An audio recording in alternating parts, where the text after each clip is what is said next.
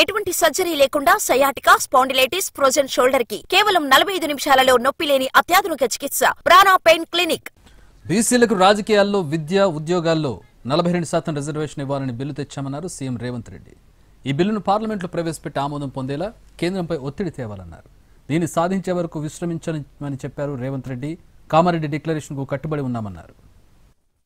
వర్గాలకు 42% విద్య, ఉద్యోగాలలో అదే విధంగా రాజకీయాలలో రిజర్వేషన్లు ఇవ్వాలి అని చెప్పి ఈ రోజు తీర్మానం చేస్తున్నాం.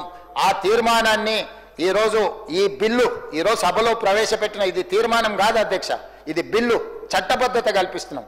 గతంలో కూడా 2017లో గత ప్రభుత్వం 37% బలహీన వర్గాల రిజర్వేషన్ల కోసం 37% రిజర్వేషన్లు పెంచండి అని చట్టం చేసిండ్రు. ఆ చట్టం గవర్నర్ గారు ప్రెసిడెంట్ అసెంట్ కోసం పంపించారు.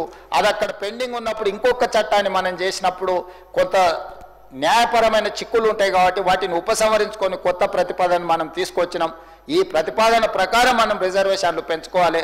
ఇప్పుడు అక్కడ పార్లమెంటు కూడా సమావేశాలు జరుగుతున్నాయి కాబట్టి పార్లమెంట్లో దీన్ని ఆమోదింపజేసుకోవాల్సిన బాధ్యత ఈ సభలో ఉన్న సభ్యులందరికీ, ఈ రాష్ట్రంలో ఉన్న రాజకీయ పార్టీలకు అన్నిటికీ కూడా ఉన్నది. తప్పకుండా దీన్ని సాధించుకుందాం. సాధించుకునే వరకు దీన్ని విశ్రమించేది లేదు. సాధించడానికి అవసరమైన నాయకత్వాన్ని వహించడానికి మేము సిద్ధంగా ఉన్నాం. కామారెడ్డి తీర్మానానికి మేము కట్టుబడి ఉన్నాం. బలహీన వర్గాలకు విద్యా, ఉపాధి అవకాశాలలో అదేవిధంగా రాజకీయ అవకాశాలలో 42% పెంచడానికి అవసరమైన చట్టపరమైన చర్యలు అన్నిటిని కూడా మనం తీసుకోవాలి.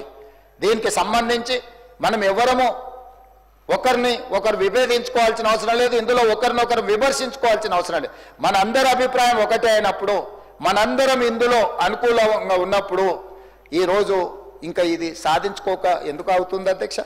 మనందరం కలిసికట్టుగా ప్రధానమంత్రి గారి దగ్గరికి వెళ్దాం. పార్లమెంట్ జరుగుతుంది, బడ్జెట్ సమావేశాలు ఉన్నాయి.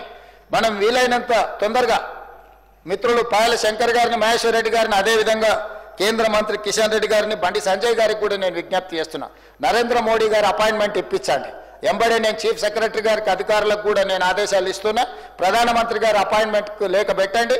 ఆ కాపీని మన ఈ రాష్ట్రంలో ఉన్న భారతీయ జనతా పార్టీ నాయకులకు ఒక కాపీని కూడా మార్క్ చేయండి.